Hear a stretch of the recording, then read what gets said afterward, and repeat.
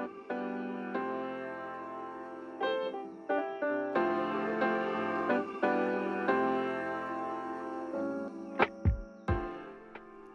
everyone, welcome back to Nothing Settle Here. This is Leah Cofield, and we are jumping right back in, and I believe this might even be our last journal entry in The Secrets of What Lies Within. So let's get started.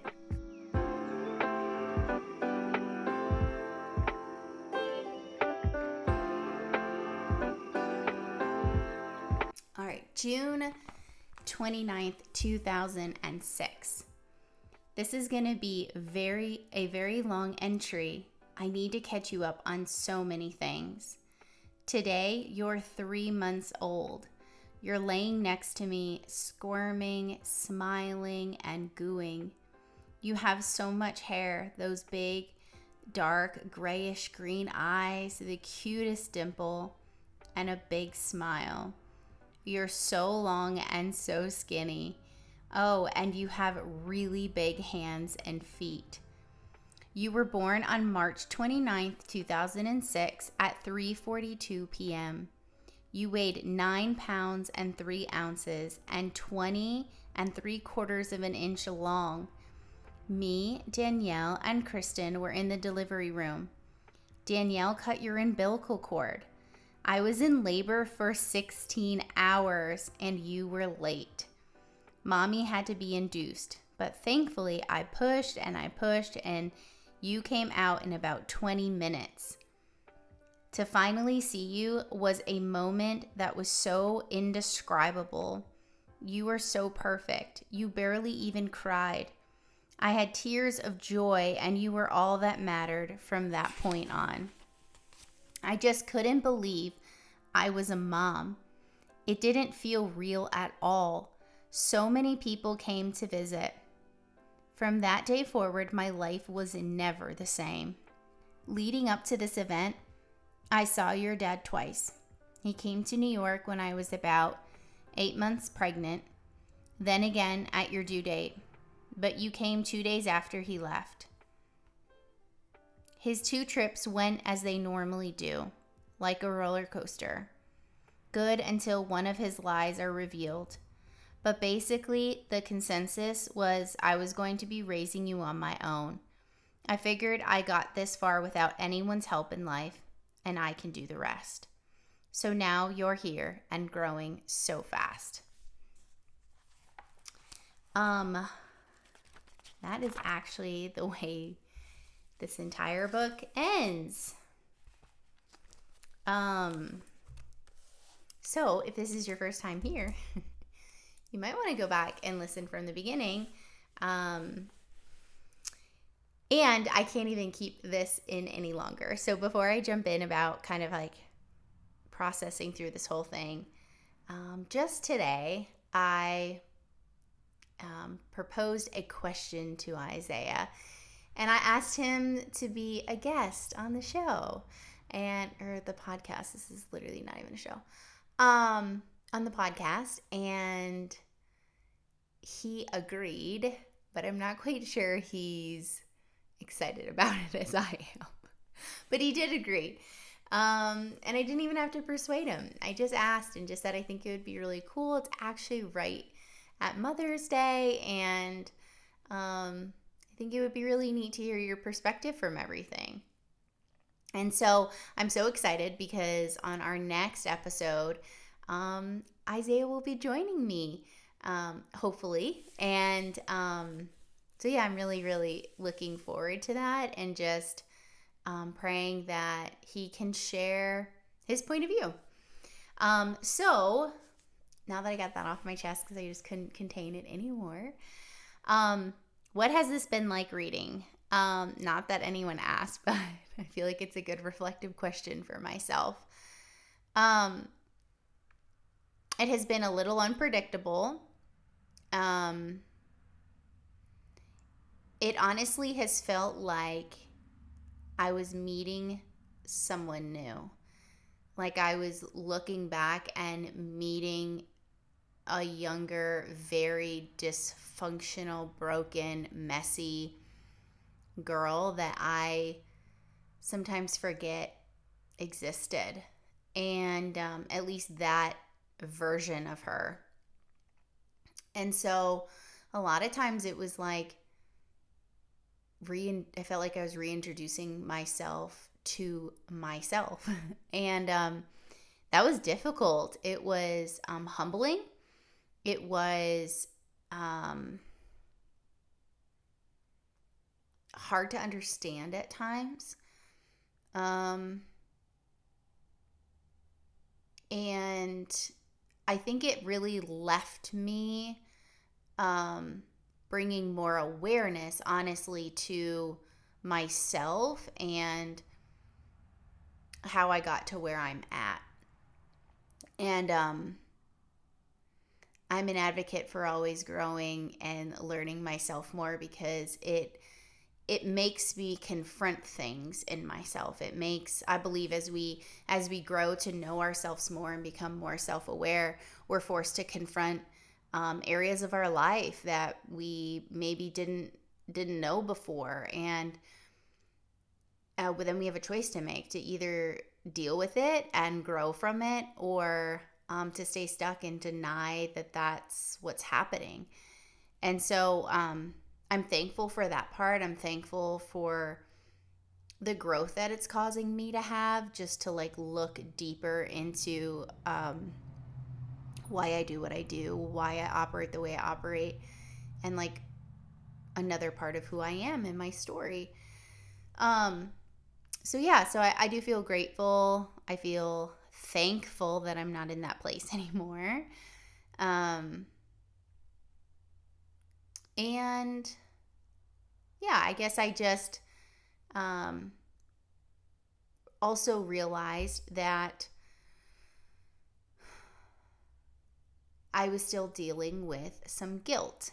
And I don't think that I knew that part. I don't think I was, there's that word again, aware that I was carrying still quite a bit of mom guilt, if you would. And I think that that's going to be a little bit longer of a process for me, if I'm honest with myself. Like, I'm not quite sure I've arrived at that place yet of letting all of that go. But I am on the journey to getting there and being able to recognize things that I'm picking up and lies that I'm believing that are just simply not true.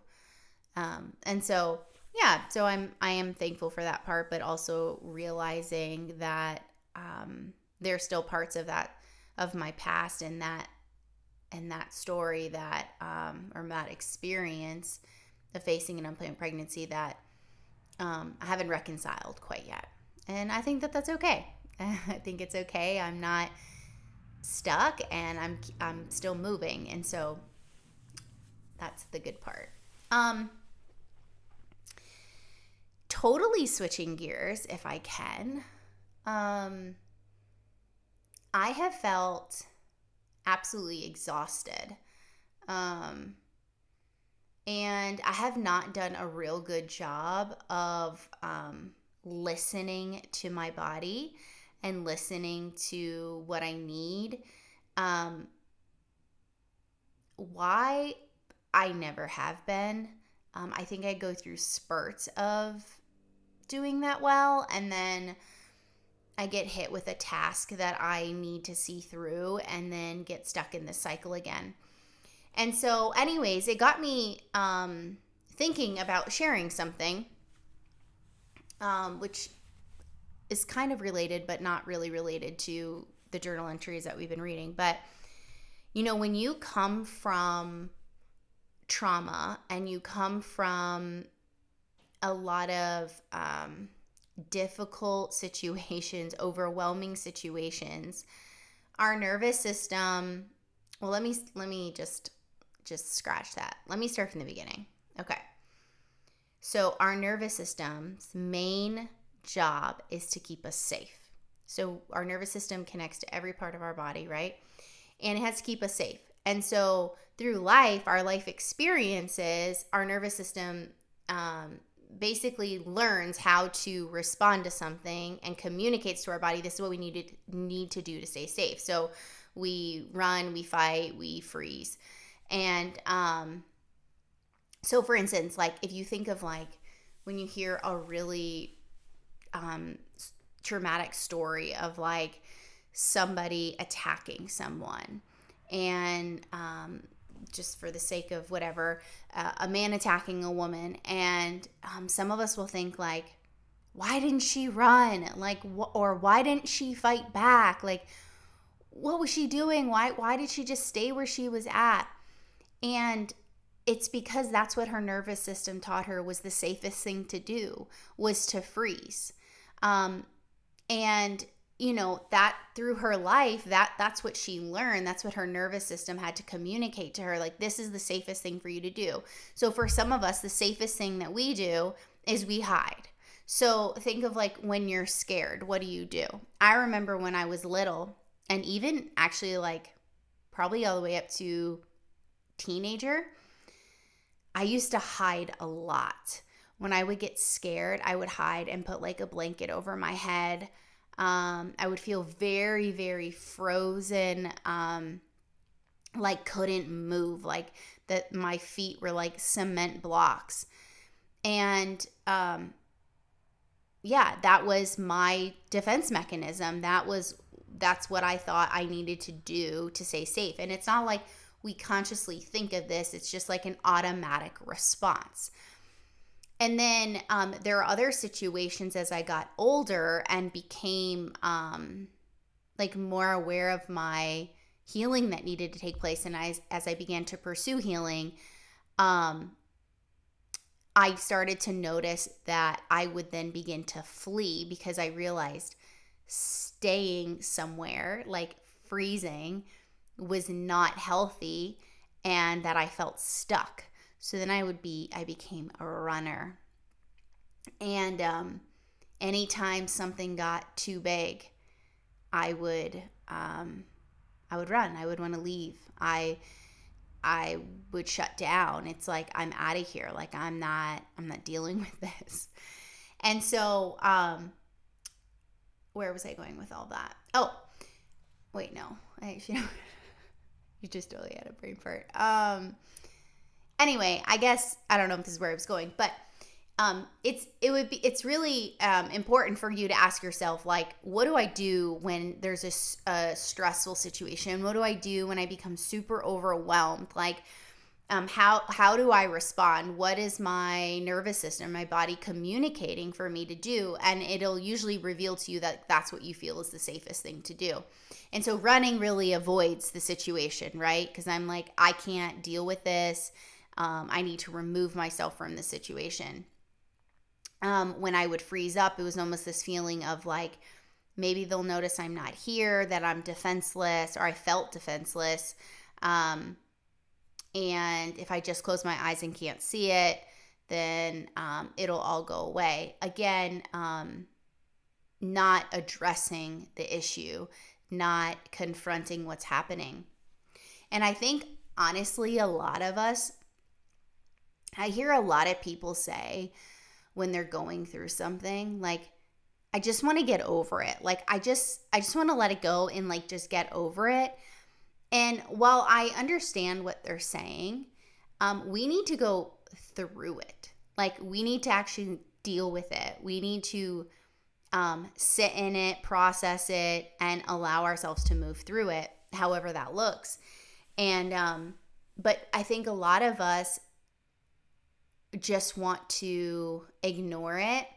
And because by acknowledging the tension, by acknowledging the stress or the pain that is involved with it, almost feels like too much. It almost feels unbearable to do so. Because see, in the moment that you decide to acknowledge what's really happening or acknowledge the pain that it's causing, then you have to deal with it. And so a lot of us will just choose to ignore it or deny it or distract ourselves from it, when in reality, it's still there. And it just might not be at the surface until the next thing happens. So this really cool thing with our nervous system is that we all have a window of tolerance. And so as we go through life, our window of tolerance, like the more trauma, the more stressful things that happen to us, our window of tolerance begins to shrink, or decrease in size, if you will. And so then it becomes a lot easier for us to blow out of that window of tolerance, to get, blow out of it and be fight and flight and irritable and quick-tempered and all of those really beautiful things, right? Or we can blow under our window of tolerance, and that's when we freeze up or we withdraw, and we shut down and become depressed and all of those other things. And so it's a good, healthy question to evaluate or take an assessment of how do you respond when you're facing hard things. Like, what is your immediate reaction? Is it to fight? Is it to run away? Is it to hide and freeze up? Like, what is it? Because that will be a marker for you, if you will, of understanding how you have coped and how you are coping with hard things, with difficult things. And here's the great news, is that our window of tolerance can be increased. And that's a whole nother conversation. But it can be regulated, I should say, with regulation and a lot of breath work and areas like that. And so where I was going, I actually just remembered. This week, the past 2 weeks have felt extremely exhausted. And I'm not being dramatic at all when I say that. It's like hard to function at times. Like, I just want to go to sleep. But then when it's actually time to go to sleep, like at night, I can't. It makes no sense. So anyways, I paused and began to take an inventory of like, okay, what's happening to me? Like, why is my body feeling like this? And what is it communicating to me? And so something that I do a lot is when I have a task in front of me, I can be super hyper focused, and I'm very a driven person. I am like a go-getter. I love to achieve things, all of that. But I can become so absorbed with the task that I will literally lose focus of everything else, and that's including myself. And so anyways, I have some things that need to get done with our business and all of that, and I have been nonstop working on those things. And I take a lot of that on myself, like the pressure of it all, and my body just like carries it. I mean, it is like, it physically feels like a weight in my body. And so anyways, at night, maybe I don't remember where I was going with this, but I don't even know if this is going to make sense. Okay, so some of my coping mechanisms are like to stay busy, like to actually sit still feels uncomfortable. It feels lazy. It feels like I start judging myself, like, what, do you have a million things to do? Why are you just laying around? Like, what are you doing? And that's because I was so used to being in a constant state of like chaos and constant activity going on. And so my body, my nervous system is accustomed to that. So I'm training my body to learn how to relax. I am training my body how to stay calm. I'm training my body that it's safe to do so. See, when our life experiences have created constant chaos, that's what we grow accustomed to, like I said. And so anything that's the opposite of that feels very counterproductive. And it actually can feel quite unsafe for me.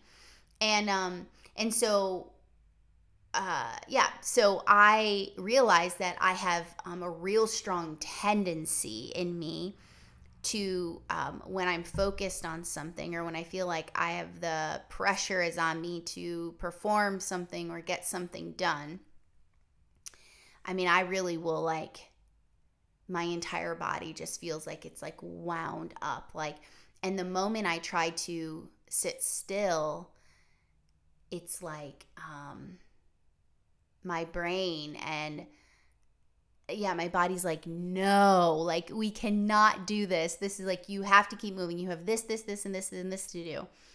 And so anyways, after like 2 weeks of doing that, it was like, duh, you idiot. Like, you literally are not resting. You were so quick to jump back into old habits.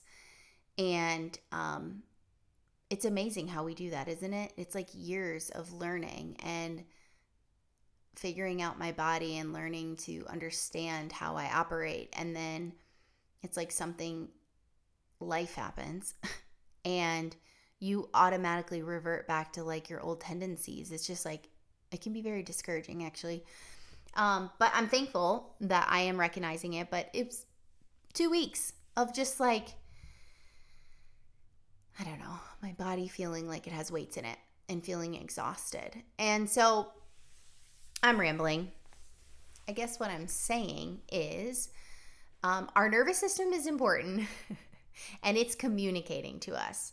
It is communicating to you. The way that you cope and respond to things or react to things are markers for you. And I would encourage you to start asking yourself those internal questions and start being intentional with learning who you are.